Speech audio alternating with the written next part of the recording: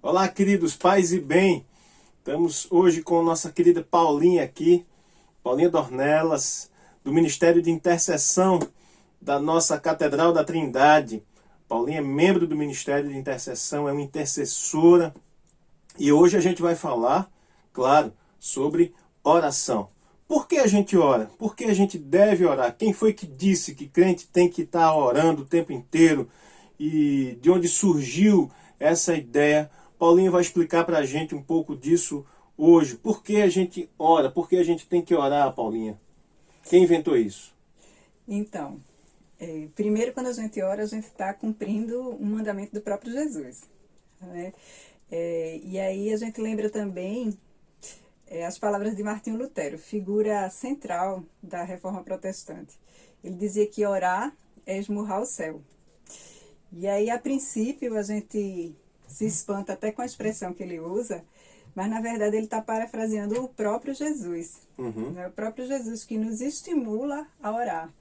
Né? Então, em Mateus 7, Jesus diz: Pedi e dá-se-vos-á, buscai e achareis, batei e abri-se-vos-á.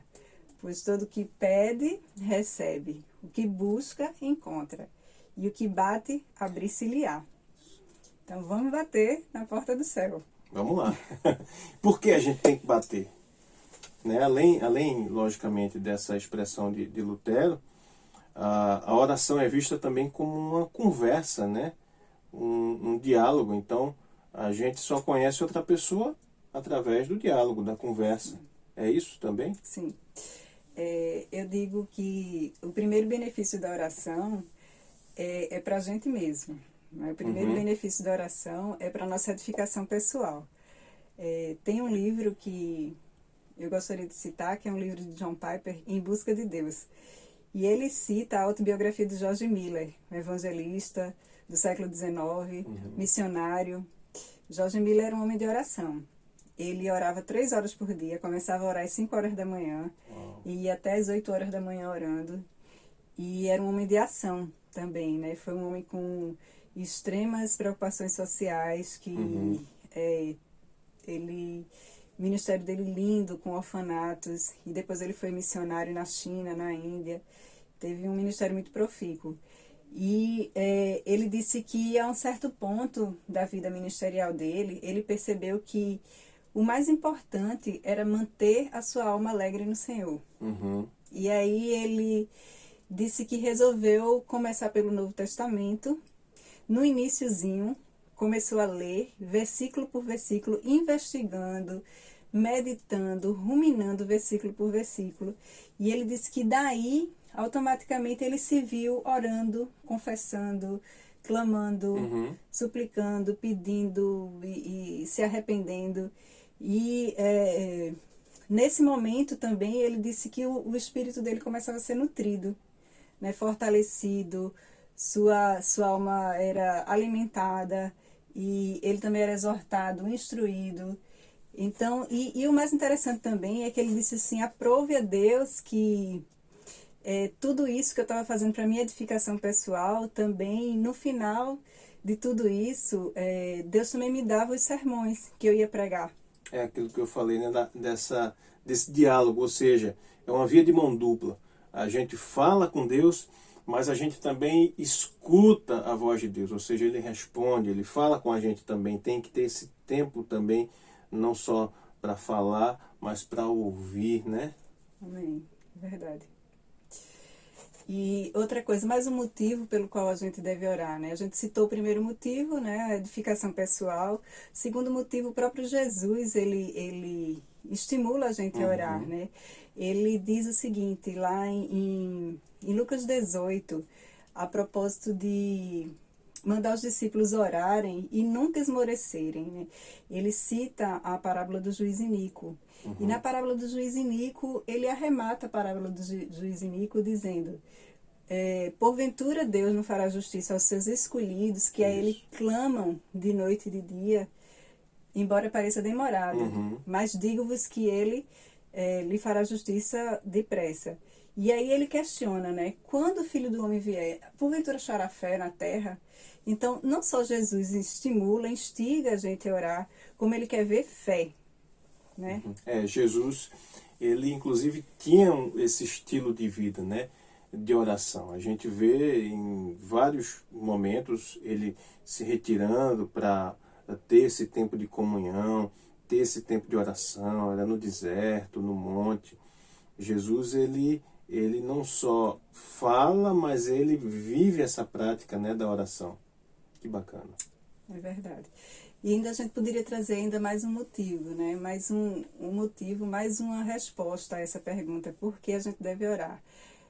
Lá em Ezequiel também, o próprio Deus, ele diz que procurei um homem que erguesse o muro e se pusesse na brecha diante de mim em favor desse povo, em favor dessa terra, para que eu não destruísse, e não encontrei, certo? Então, o próprio Deus, ele quer da gente mais uma forma de oração, que é a intercessão, né? A gente interceder pelo outro, a gente interceder pela terra, a gente interceder pela igreja, a gente interceder pelos ministérios, a gente interceder pelos pastores.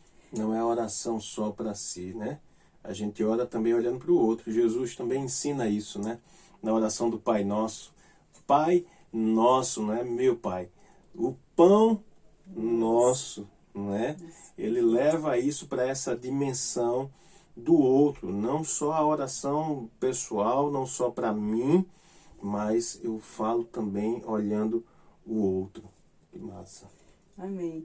E em relação a isso, a gente sempre estimula as pessoas. Às vezes as pessoas dizem assim, eu não sei orar, né? Eu tenho dificuldade em orar. Mas a gente tem nas nossas mãos a palavra de Deus, né? A própria palavra de Deus vai ministrando ao nosso coração e nos ensinando a orar. Isso. Como na experiência de Charles Miller, como uma reflexão ainda em João 15, capítulo 15, versículo 7. Quando está escrito, se permanecerdes em mim e as minhas palavras permanecerem em vós, pedireis o que quiserdes e vos será feito. Ou seja, existe uma relação direta entre a gente permanecer no Senhor, a nossa mente está moldada pelas Escrituras e as nossas orações serem respondidas. Né? Então, Deus não vai dizer sim a qualquer tipo de oração, né? Mas Ele vai dizer sim àquela oração que é feita de acordo com a vontade dele. Que massa. Entender que quando a gente começa a conhecer esse Deus, a gente começa a entender e saber qual é a vontade dele, e a gente começa então a orar, porque nessa relação, nessa intimidade, nessa comunhão que passa a existir, ele começa a revelar para a gente qual é a vontade dele, e a nossa vontade começa a ser a vontade dele, né? Por isso que a vontade dele acaba se fazendo, se realizando na nossa vida. Sabe o que eu acho legal quando Jesus esteve aqui, e Jesus ele vem exatamente nos ensinar a ser o homem que nós precisamos ser, né? Ele tinha uma relação linda com o Pai. Essa relação de diálogo, de conversa, ela é tão bacana que ela desperta nos discípulos o desejo de conhecerem esse Pai. É tanto que quase depois de 3 anos caminhando com os discípulos, esses discípulos chegam para Jesus e dizem, né, Filipe chega e fala ali, Senhor, mostra-nos o Pai, mostra, a gente quer conhecer esse Pai com quem você tem essa relação de proximidade, de intimidade, esse Pai com quem você conversa, que diz a vontade do meu Pai, o desejo do meu Pai, porque meu Pai disse assim, porque meu Pai quer assim. E quem é esse Pai? Quem é esse cara bacana que você fala com ele tanto aí e a gente quer conhecer? E Jesus diz, quem vê a mim, vê o Pai.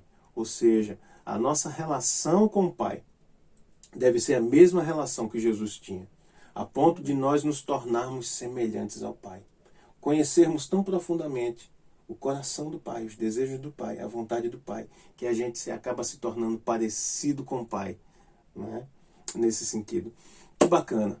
A gente conversou aqui com Paulinha Dornelas, do Ministério de Intercessão da nossa Catedral, e queria dizer uma coisa a vocês. Nos próximos dias, dia 14 de agosto, é isso? Dia 14 de agosto nós vamos ter uma conferência sobre oração. Então, se você quer saber mais sobre a oração, se você quer se aprofundar nesse assunto, se você quer ter mais intimidade com o Pai, se você quer conhecer mais esse Pai, poder bater papo com Ele, conversar, ouvir, saber qual é a vontade dEle para a sua vida, desenvolver uma vida poderosa de oração. Aguarde que nos próximos dias a gente vai estar informando como é que você pode se inscrever para participar dessa conferência que vai ser bênção, com certeza. Sim. Paulinha vai estar lá, eu vou estar lá também. Todo o Ministério de Intercessão vai ser um tempo de crescimento, de podermos mergulhar e aprofundar nesse assunto que é a oração. Que Deus te abençoe. Muito obrigado, Paulinha. Obrigada. Amém.